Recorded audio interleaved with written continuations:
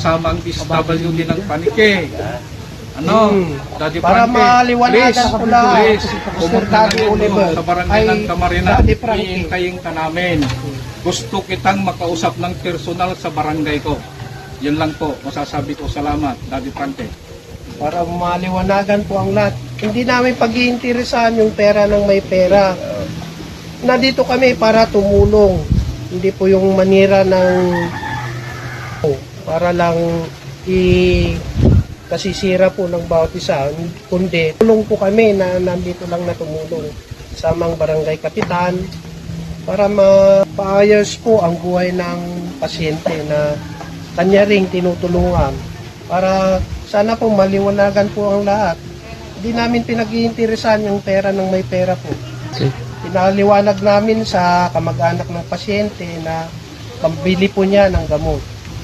Pero yun na nga, ginawa daw namin. Hindi naman ka.